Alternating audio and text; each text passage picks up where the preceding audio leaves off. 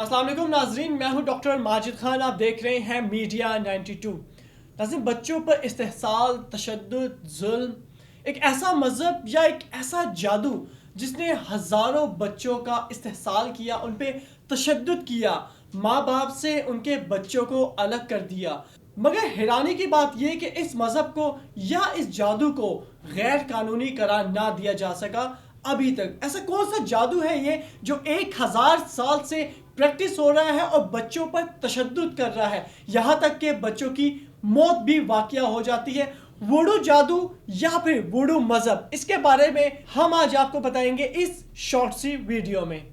7-8 साल बच्ची सर झुकाए ज़मीन पर अकड़ू बैठी थी। इसके ऊपरी बदन पर रंगों से अजीब नक्श बने हुए थे।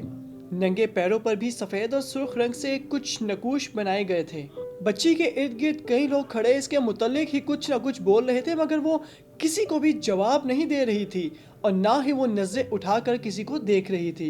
इसकी माँ एडोनोसी इसके करीब आंखों में आंसू और बेतहाशा प्यार भरे खड़ी थी और इसे फिक्रमंदी से देख रही थी। इसे पता था कि गांव के बड़े पेशवा जादूगर ने इसकी बच्ची को किसी से भी बात करने से सख्ती से मना किया हुआ है। माँ को यह भी मालूम था कि जब वुडू जादूगर एक बार फिर इसकी बेटी को ले जाएगा तो वो जिंदगी भर अपनी बेटी की शक्ल देखने को तरसेगी। अफ्रीकी मुल्क बेनन के दोराफ्तादा जंगल के करीब एक गांव की ये गरीब खातून एडोनोसी शादी के बाद 5 मरतबा उम्मीद से हुई थी, मगर हर बार इसका हमल साकत हो जाता था। 5वीं बार जब यही हुआ तो एडोनोसी मकामी वुडू जादूगर के पास मदद के लिए चली गई। जादूगर ने इस शर्त पर एडोनोसी की मदद करना कबूल की थी कि अगर इसके जादू टोने से बच्चा या बच्ची पैदा होने के बाद जिंदा रही तो वो हमेशा के लिए वुडू माबद के हवाले की जाएगी, या इस बच्ची के बजाय जादूगर को भारी रकम दी जाएगी जो कि तकरीबन $3000 होगी। इस पहली औलाद के बाद पैदा होने वाले दीगर बच्चों और बच्चियों पर माँ बाप का हक होगा। जब ये बच्ची पैदा हुई तो एडोनोसी के पास $3 जितनी रकम भी नहीं थी, तो फिर वो गरीब $300 कहाँ से अदा करती।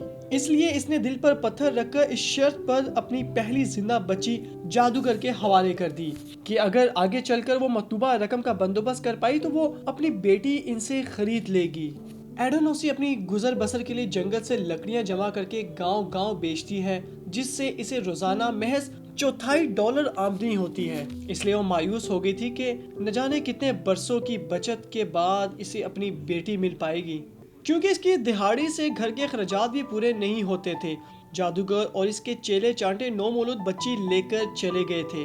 इसके बाद से जब गांव में सालाना दुआया इज्तिमा होता था, तब वुडू जादूगर दूसरे बच्चे बच्चियों के साथ एडोनोसी की इस बच्ची को भी ले आते थे, मगर माँ या किसी और अजीज को इन बच्चों से मिलने या बात करने की इजाजत नहीं होती थी। वो बस दूर से अपने जिगर के टुकड़ों को देखकर आंसू बहाते रहते थे। कई वालिदैन के बच्चे तो जादूगर जैसे ले गए थे, उन्हें बाद में इस तरह देखना भी नसीब नहीं हुआ था।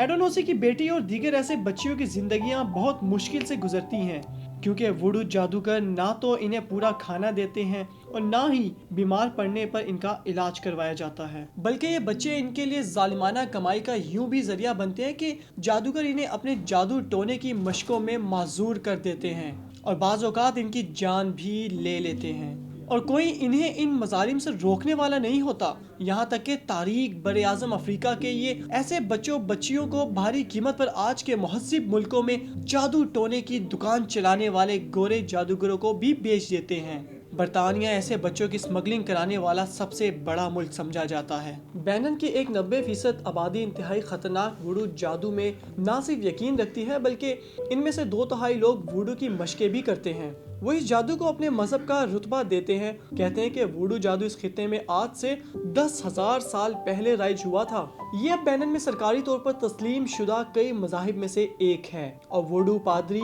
द वुडू प्रीस्ट, समाजी और मजहबी तौर पर बहुत ताकतवर माने जाते हैं। वो जो गरीब लोगों से रकम ऐंठते हैं, इसके लिए हमेशा यही मौक़िफ़ इख्तियार करते हैं कि ये पैसे इनकी ज़ाती ज़रूरतों के लिए नहीं, बल्कि इनसे वो मजहबी रसूमात के दौरान कुर्बानी के लिए बकरे, नशावर मशरूब, ज़रूरी जेवरात, मसाला जात और दीगर चीज़ें खरीदते हैं। यहाँ मौजूद दुनिया वाले सवाल कर सकते हैं कि भला जादू किया ही क्यों जाता है। इसका रेडीमेड जवाब ये मिलता है कि आम लोगों के इसरार पर इनके मसाइल हल करने के लिए, इन्हें नुकसान पहुंचाने वाली बदरूहों से बचाने के लिए لاولد جوڑوں کے لیے اولاد کی خاطر دعائیہ سیشن کرنا لازم ہوتے ہیں۔ افریقی ووڈو پر برسوں سے تحقیق کرنے والی آرگنائزیشن پلان انٹرنیشنل کی رپورٹ بتاتی ہے کہ ووڈو معبدوں میں نوزائیدہ بچوں سے لے کر خود سال بچے موجود ہیں جنہیں ان کے والدین سے الگ کر کے وہاں لایا جاتا ہے۔ ان معبدوں یا مراکز میں ان کو نئے نام دیے جاتے ہیں، نئی شیطانی زبان سکھائی جاتی ہے اور زندگی الگ ہی ڈھنگ سے بسر کرنے کی تربیت دی جاتی ہے۔ برسوں بعد کسی بچے یا بچی کے والدین اگر مقررہ رقم کا انتظام کر کے معبد پہنچتے ہیں تو انہیں ان کی اولاد واپس کرنے کے بجائے ٹال دیا جاتا ہے کہ یہ رقم تو اتنے سال پہلے طے ہوئی تھی، اب تو اس کی مالیت وہ نہیں رہی، اس لیے اتنا اضافہ کر کے آؤ اور اپنا بچہ لے جاؤ۔ یوں یہ شیطانی سلسلہ چلتا رہتا ہے اور ماں باپ کو کبھی بچے نہیں ملتے۔ اگر کسی کے لیے قبائلی سردار، بڑے افسر یا سیاستدان کی سفارش آ جائے تو رقم لے کر بچہ واپس کر بھی دیا جاتا ہے، مگر ایسا واقعہ 100 میں سے ایک ہی ہوتا ہے۔ ایک امکان یہ ہوتا ہے کہ کچھ بچے بڑے ہو کر موقع ملتے ہی بھاگ نکلتے ہیں، مگر جادوگروں یا مذہبی پیشواؤں کے چیلے چانٹے بچوں کا پیچھا کر کے انہیں پکڑ لاتے ہیں اور ایسے بچوں کو اتنی اذیتیں دی جاتی ہیں کہ ان میں سے بیشتر مر جاتے ہیں۔ کچھ بچے بھاگ کر والدین کے پاس پہنچ جاتے ہیں تو وہ غریب کنبہ راتوں رات اپنے گاؤں سے بھاگ کر کسی اور قصبے یا شہر میں جا کر چھپ جاتا ہے اور نئے سرے سے زندگی بسر کرنے کی کوشش کرنے لگتا ہے۔ اس حوالے سے پلان انٹرنیشنل کی گلوبل پریس آفیسر انجلا سنگھ بتاتی ہیں، جادوگروں کے چنگل سے برسوں بعد بھاگ نکلنے والے کئی بچے دوبارہ پکڑ کر واپس لے جائے جاتے ہیں۔ بعض کے والدین ہی انہیں واپس بھجوا دیتے ہیں کیونکہ انہیں خطرہ ہوتا ہے کہ ایسا نہ کیا گیا تو جادوگروں کے کارندے ان کے بقیہ بچوں کو بھی اغوا کر کے لے جائیں گے۔ کچھ بچے ایسے بھی بھاگ نکلنے میں کامیاب ہوئے ہیں جن کے ماں باپ ان کی جدائی کے صدمے سے مر چکے ہوتے ہیں۔ یہ بچے پھر لاوارث ہو جاتے ہیں، پڑھے لکھے بھی نہیں ہوتے کہ کسی بڑے شہر جا کر ملازمت کر سکے۔ مقامی حکومت کے چائلڈ پروٹیکشن شعبے کی ایک آفیسر آئسی انیتا کہتی ہیں، ووڈو مراکز 20ویں صدی میں بچوں کی غلامی کا گھناؤنا کھیل جاری رکھے ہوئے ہیں، مگر ان کے کرتا دھرتا اتنے طاقتور اور مکار ہیں کہ عام لوگوں کے علاوہ اعلیٰ سرکاری افسر بھی ان سے دبتے ہیں۔ ان مراکز میں بچوں کی زندگی غلاموں اور بھکاریوں سے بھی بدتر ہوتی ہے۔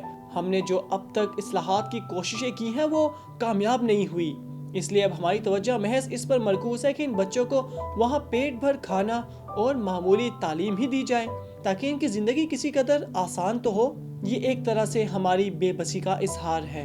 بین المغربی افریقہ میں 11 لاکھ آبادی والا چھوٹا سا غریب ملک ہے۔ اس کی سرکاری زبان فرانسیسی ہے۔ یہاں ایسے مفلس والدین بھی ہیں جو گھریلو اخراجات پورے کرنے کے لیے بھی اپنا کوئی بچہ یا بچی ووڈو جادوگروں کو فروخت کر دیتے ہیں۔ ایسے موقع پر والدین اور جادوگروں کے مابین باقاعدہ معاہدہ ہوتا ہے جس میں بہت ظالمانہ شکیں اور شرطیں ہوتی ہیں۔ اس میں یہاں تک لکھوایا جاتا ہے کہ خریدار یعنی ووڈو جادوگر کو یہ اختیار حاصل ہوگا کہ وہ اس بچے سے کوئی بھی سلوک کرے، وہ اسے ایسی جادوئی مشقوں کے لیے بھی استعمال کر سکتا ہے جس میں بچہ معذور ہو سکتا ہے یا اس کی موت بھی واقع ہو سکتی ہے۔ کیونکہ خبروں کو اب چلنے دو۔